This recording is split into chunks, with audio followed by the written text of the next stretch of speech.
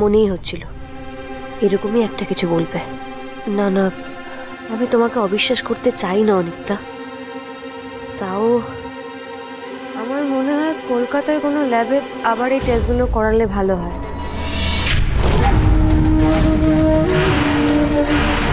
তুমি কি সাজেস্ট করো দুর্জয়? হ্যাঁ, ইনফ্যাক্ট তোমাদের মেডিকেল কলেজ হসপিটালেও হেপাটোলজি ডিপার্টমেন্টটা খুবই ভালো। কি করবে এবার অনেক?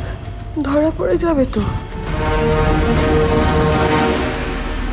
জেম্মা, ও জেম্মা,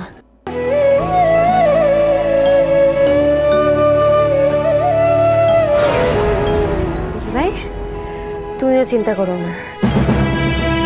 হ্যাঁ, আমার মনে হয় ভাই ঠিকই বলছে। আর অনিকদা, তুমি একদম চিন্তা করো না, টাকা পয়সার ব্যাপার নিয়ে একদম ভেবো না, আমরা সবাই তো আছি, ঠিক ব্যবস্থা হয়ে যাবে।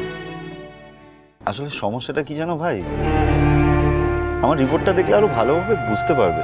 আমার হাতে না আর বিশেষ সময় নেই, ম্যাক্সিমাম ধরো ওই 15 দিন।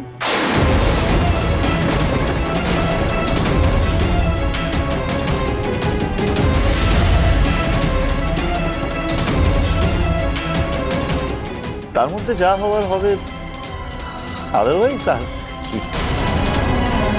কি বলছো কি অনেক? অনেক এসব কথা মুখেও আনতে নেই। বললাম তো আমরা সবাই আছি। তোমার কাকুমণি একটা কাজে গেছে, ফিরলেই আমি এই ব্যাপারটা নিয়ে আলোচনা করব। এই দুর্জয়, তুমিও হেপাটোলজির একজন বড় ডক্টরকে চেনো না? হ্যাঁ চিনি তো, হ্যাঁ আমি কথা বলছি।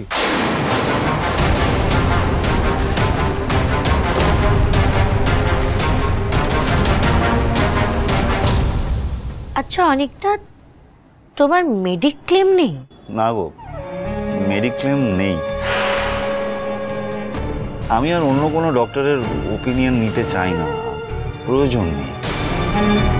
এগুলো নিয়ে না, এই কাটা ছেঁড়া আমার আর ভালো লাগছে না। বিশ্বাস করো তোমরা, আমি পুরোটাই এখন নিয়তির উপরে ছেড়ে দিয়েছি।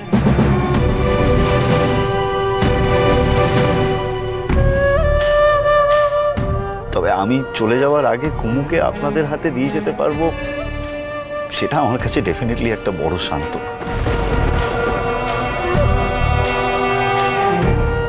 আমি বাঁচতে তো সত্যি চেয়েছিলাম, চাইও, কিন্তু এত এক্সপেন্সিভ একটা ট্রিটমেন্ট আমি অ্যাফোর্ড করবো কি? আমার কাছে তো অত,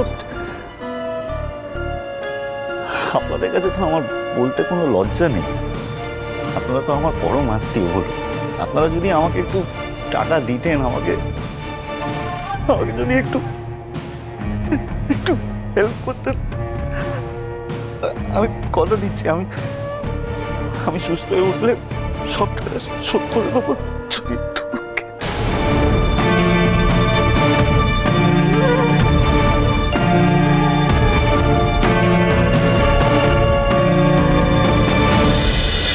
তোমাদের জানি সোম থেকে রবি প্রতিদিন সন্ধ্যে 6টায় স্টার জলসায় ও ডিজনি প্লাস হটস্টারে।